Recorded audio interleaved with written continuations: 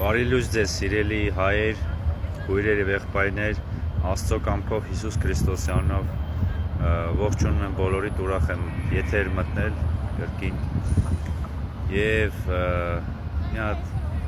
միտք է, որ կուզենայի փոխանցել ձեզ, որ Աստված տվել է, որպեսզի ձեզ փոխանցեմ սիրելիներս։ Եվ դա կապված է մեր իրականության հետ, որը դառը ժամանակների հետ է։ Սիրելիներս, արժանի եղեք մտնել Աստծո արքայություն։ Մի տրվեք այս աշխարհի նյութական բարիքները, որը ժամանակավոր են, այլ այն ինչը որ հավիտենական են, որովհետև կա հոգի, կա Աստված,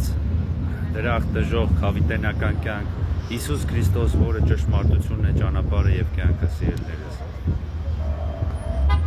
Հավատացեք, որտեվ հավատը լսելուց է գալիս։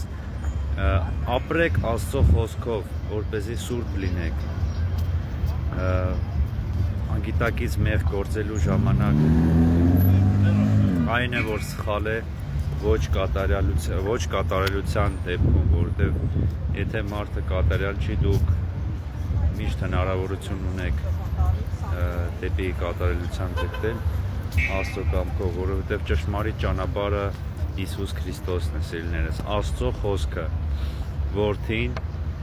Հայրը որպես արարիչ եւ Սուրբ Հոգին որպես միավորիչ Հոր եւ Որդու միջեւ եւ այն ուժը ստեղծարար, որ դուք ստանում եք այդ զորությամբ։ Եվ սիրելիներս, բոլորս կարող ենք սխալվել, բայց ամենակարևորը ապրեք Աստծո խոսքով։ Անգիտակից մեղքը ներվում է ձեզ, երբ որ դուք ապրում եք անգիտակից վիճակում, մինչև դուք ի վերուս ծնված եք լինում, սիրելիներս։ Որովհետև այդ դեպքում ի վերուս ծնվածը դա է, որ սիրելիներս, դուք հավատարիմ եք մնում անկախ ամեն ինչից, անկախ անգիտակից սխալներից, այդ մեղքերից, սիրելիներս, որովհետև դուք չեք ուզում մեղք գործել, դուք ատում եք մեղքեր եւ պահում եք բոլոր պատվիրանները, սուրբ եք ապրում, սիրելիներս, դա է, որովհետև օրինակ է մեր համար Հիսուս Քրիստոսը, որ իր ամբողջ կյանքով է, որ մեղք չի գործել։ Այո, թեկուզ եւ մենք մեղք ենք գործել